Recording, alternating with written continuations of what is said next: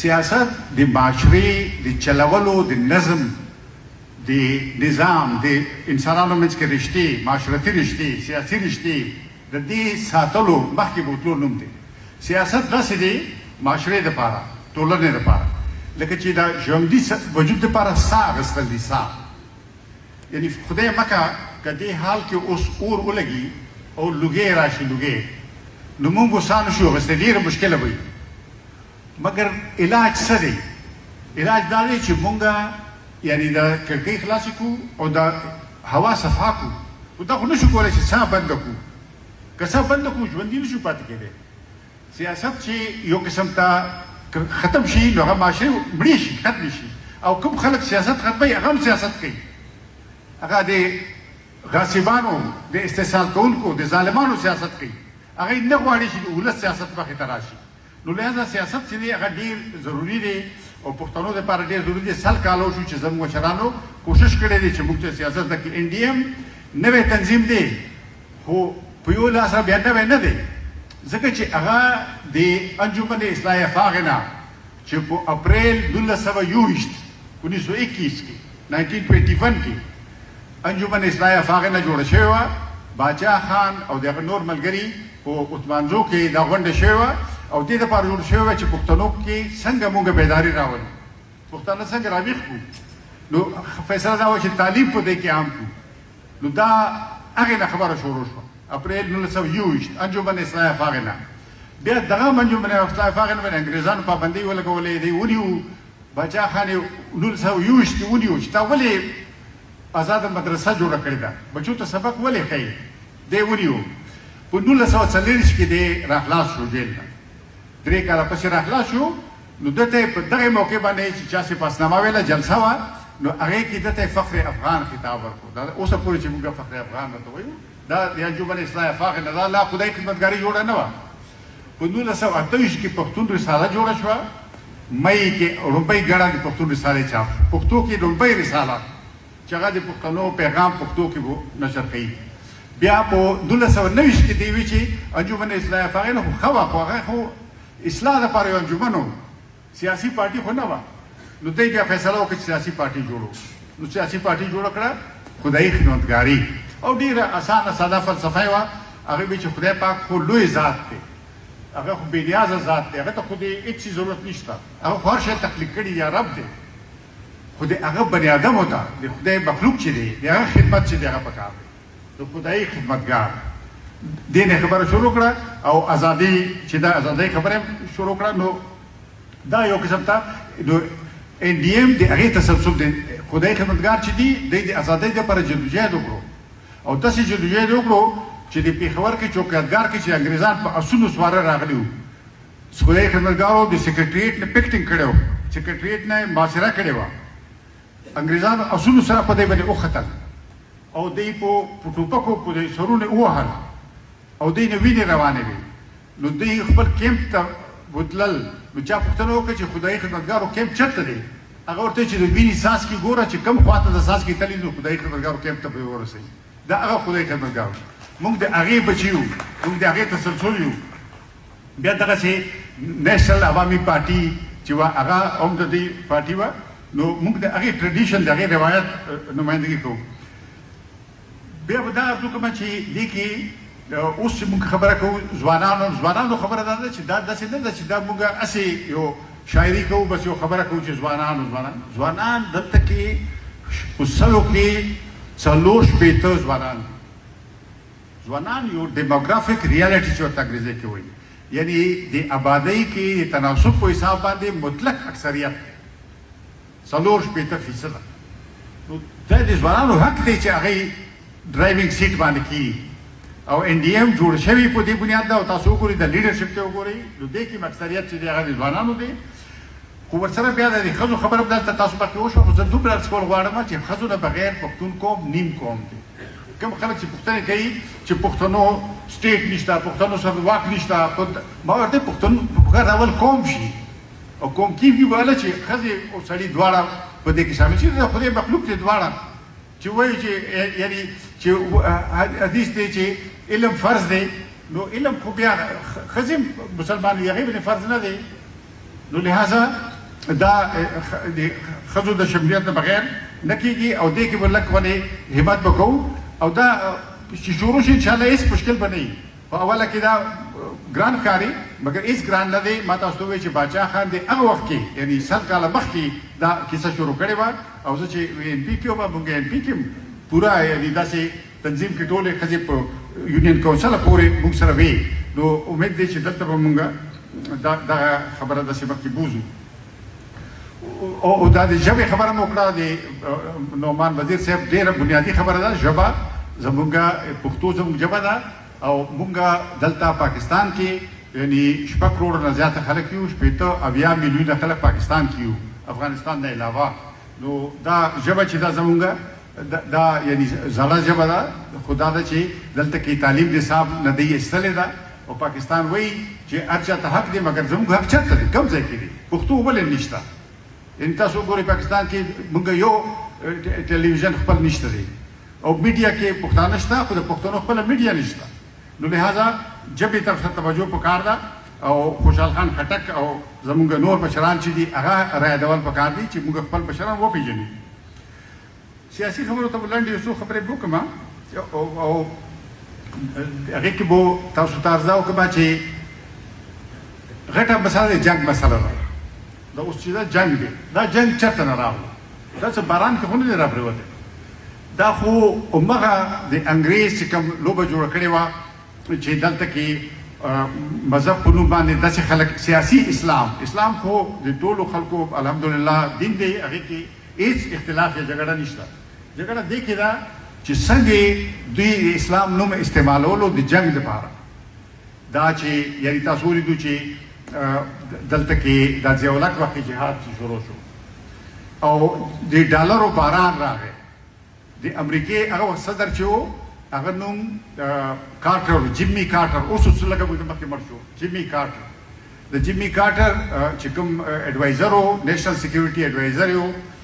هغه نوم و برژینسکي هغه یعنې پولینډ امریکې ته تللی و نو برژینسکي نو د برژینسکي په 1981 کې کورمې ته راغلو کورمې ته او د ډیورنټ لاین باندې ودرېدو او دا افغان مجاهدینو ته تقریر وکړو وایي چې ورځئ تاسو جهاد وکړئ او خدای پاک تاسو سره دی او تاسو روسیانو سره وجنګېږئ یعنې جهاد اعلان چې دی دا امریکایي وکړو دلته کې او په دې کې زموږ لکونه خلک چې دی هغې قربان شو نو عرض دا دی چې یعنې جهاد حق دی جهاد خو یعنې یو قسم ته اسلام کې ډېر مقدس شی دی مګر دا دی چې دا جهاد چې هغه د ډالرو باندې دې لپاره وشو چې امریکې خپل جنګ زموږ په وینې باندې کولو دغه اصل مسله ده او اوس هم تاسو وګورئ پاکستان کې پاکستان افغان پالیسۍ باندې زموږ څه اعتراض دی زموږ اعتراض دا دی چې پاکستان خپله پالیسي نشته پاکستان ته بهر نه پالیسي راځي او پاکستان بیا هغې باندې عمل کوي دا دلته د طالبانو 10 کاله دلته کېنولي وو 10 کاله دلته نه وو تاسو ټول موږ تاسو زموږ وطن دی اوس که موږ ته څوک وایي چې دلته نه وو نو موږ ته ځکه چې یو کور موږ ته معلوم و چې څوک چېرته اوسېدو نو عرض دا دی چې اوس دی وایي اوس دغه پاکستاني جنرالان وایي چې موږ خو دا هغه نه پېژنو دا طالبان وایي دوی څوک دي وایي دوی کوم ځای نه راغلي دي وایي موږ یې سخت مخالف یو اوس وایي چې موږ یې سخت مخالف یو ته به وایي چې که مکسیکو نه راغلي دي هلکه تاسو ته دستولي دي تاسو بوتلي دي دا ځکه چې هغوی ورته وایي امریکې ورته وایي هغوی ته پکار وو هغوی دا ساتلي دې دپاره چې افغانستان کې به بیا راولي بیا به مرکزي ایشیا ته بیایي او بیا به روس او چین سره به نوی جنګ کوي دا هم زه تاسو ته وایم دا د ایران جنګ د خدای په خیر خلاص کړي مګر دلته دی نور جنګونه جوړوي او دغه لوبه چې کومه د سن 80 نه شروع شوې وه او پښتنو په وطن باندې دا اوس هم بیا یعنې دی جاري ساتي داسې ښکاري چې دا به روان وخت کې دا د ان ډي ایم کار و چې ان ډي ایم یوازینۍ پارټي وه پاکستان کې ډېرې پارټۍ وي خو یوازینۍ پارټۍ وه چې دی وایي چې دوحې معاهده چې ده دا غلطه ده دوی معاهده امن دپاره نه ده شوې دوی معاهده جنګ دپاره شوې ده او هغه دغسې رښتیا شوه بل هېچا دا خبره نه وه کړې دا یو صرف ان ډي ایم ووایي او تاسو ولیدو چې هغه جنګ راغی او تاسو ولیدو چې دی لاړ شي په کابل باندې بمباري وکړي موږ پوښتنه کوو چې تاسو په افغانستان ولې بمباري کوئ دې بمبارۍ نه مو هلته څه شی وکړو تاسو طالب وژلی چېرته تاسو چېرته ټي ټي پي وژلی دی نه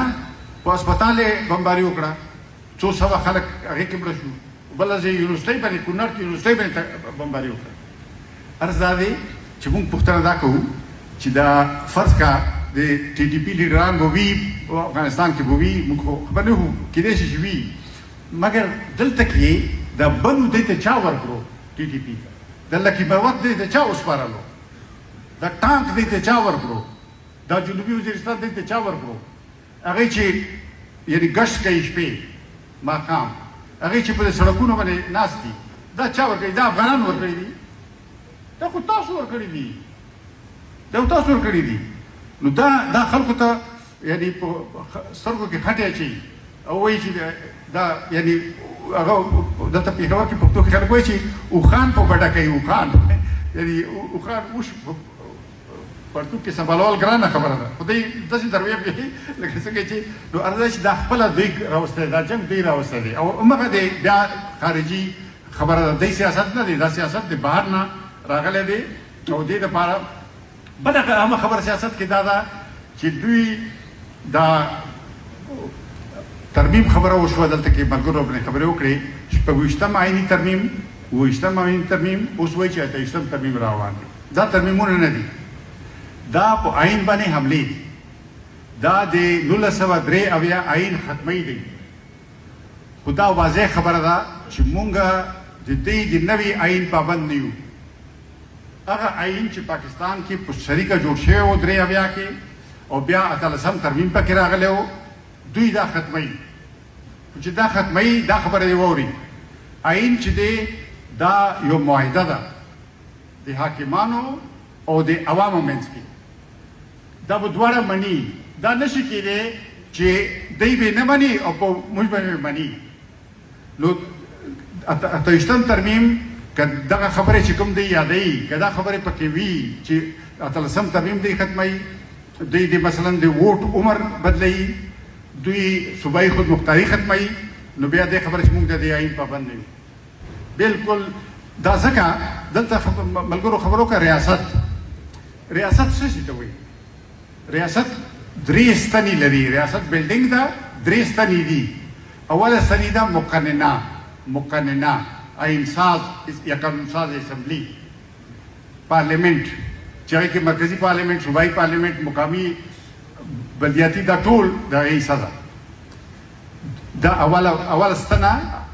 اول پلر، اوله ستنه دا ده. دویمه ستنه چې ده هغه ده انتظامیه، منتخب وزیر اعظم او هغه سره کابینه او صوبایي کابینې او مقامي انتخابات، دا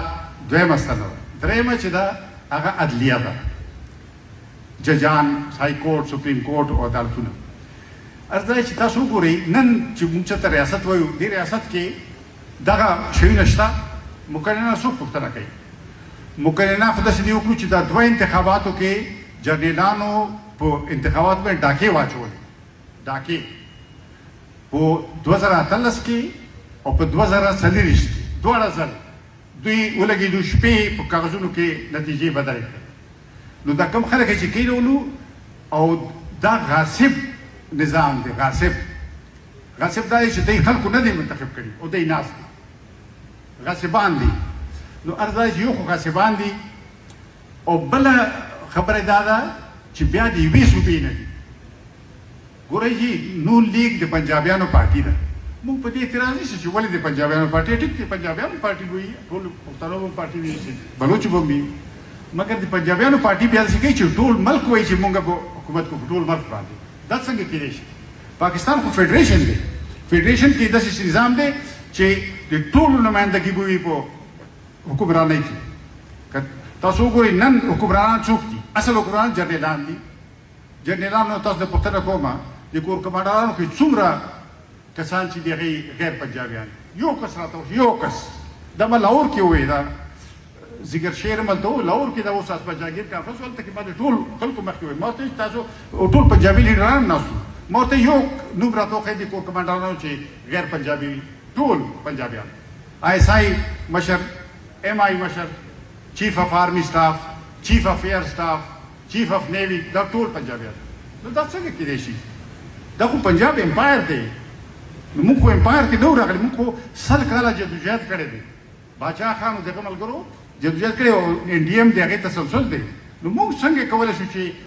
امپایر ومنو؟ موږ خو د انګریز امپایر رخصت کړی دی، دلته بل امپایر ته موږ سر نه ټیټو. نو که د خدای فضل و انشاءالله څنګه چې انګریز امپایر رخصت کړی و دغسې به انشاءالله دغه امپایر رخصت کړو. دې ته به ځان خلاص او دا دی سره مونږ ګوره دی سره مونږ داسې نه وي چې دی سره مونږ شیډ کوو. اوس خبره ده چې دی چې اوس جرنیل چې حلف پورته کوي، حلف کې لیکلي دي چې زه به سیاست کې حصه نه اخلم. دا د حلف کې لیکلي دي. نو اوس که زه ته وایم ته سیاست کې حصه مه اخله، نو داسې بده خبره ده، داسې کنځله ده، زیاړه ده. یعنې چې د آئین کې قانون کې لیکلي چې دی به سیاست کې حصه نه اخلي او دی اخلي. نو موږ صرف دغه خبره ورته کوو چې سیاست کې تاسو سرکاري ملازمینو کار نه دی، دا مه کوئ. تاسو خپل کار کوئ. که تاسو خپل کار کولو او چا تاسو ته بدې وویل بیا هغې ګرم دي. نو دغه خبره ده. نو عرض دا ده چې په دې کې یعنې موږ دپاره اهم سوال دا دی چې ان ډي ایم نن کانفرنس چې دی دې کې موږ دلته کې یو خبره دا کوو چې په شمار سړي پکار دي خو د کار سړي پکار دي. خلک په شمار وي خو د کار سره خلک وي، د نظریه خلک وي. نو ځکه زه غواړم دلته کې خپل خبرو په اخره کې زه سهار کور ته راووتم نو ما وی چې ان ډي ایم نو ما ته د کلندر مومند صاحب یو نظم را یاد شو. کلندر مومند صاحب ډېر لوی شاعر و زموږ، ډېر لوی شاعر. تاسو که مشرانو ته پته وي کلندر مومند صاحب یو نظم لیکلی و، دانیال. دانیال دانیال د بني اسرائیلو پیغمبر یادېدو. دانیال فلسطین کې و، یروشلم کې، یروشلم باندې چې کفارو حمله کړې وه، نو دانیال چې دی هغې مزاحمت کړی و. نو دانیال د مزاحمت علامت دی، یعنی رزسټنس، مزاحمت. نو ان ډي ایم چې ما ذهن ته راغلو نو ما دغه خبره ذهن ته راغله چې دا خو مزاحمت دی. نو د کلندر صاحب دا نظم په لنډه توګه تاسو وایم او دا ان ډي ایم ته یو قسم تفکرات عقیدت هم پیش کوم. وایي چې د ظلمتونو په زندان کې نوراني پلوشه، د ظلمتونو په زندان کې نوراني پلوشه، چې د تیارو له قهرمان سترګه نه سوځېده او د سحر شمع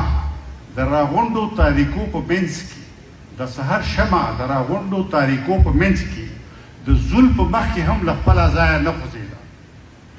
او خپله نرۍ ورکوټي ژبه یې خاموشه نه کړه. خپله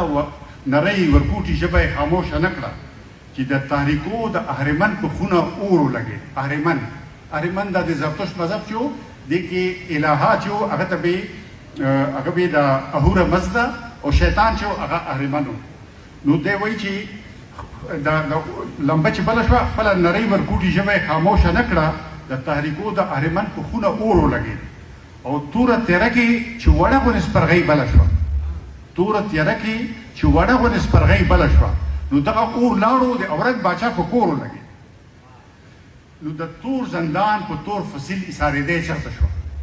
د تور زندان په تور فصیل ایسارېدی چېرته شوه او د رڼا سیند ته کوم بوجهل شي دیوال وهلی، د رڼا سیند ته کوم بوجهل شي دیوال وهلی او کوم یو فرعون به د موسی ید بیضا قطع کړي، کوم یو فرعون به د موسی ید بیضا قطع کړي او کوم بخت نصر دی همیش در دانیال وهلی. نو اخري بند دی چې بس یوه شپه ده ظلمتونو که قیامت راټیټ کړي، بس یوه شپه ده ظلمتونو که قیامت راټیټ کړي، د تورې شپې د لړمانه نه سباون زیږېږي او په شپه کې ستوري وي، سپوږمۍ وي د رڼا دپاره، په شپه کې ستوري وي، سپوږمۍ وي د رڼا دپاره، خو چې سهار شي نو د شپې کله درک لګېږي. ډېره مننه.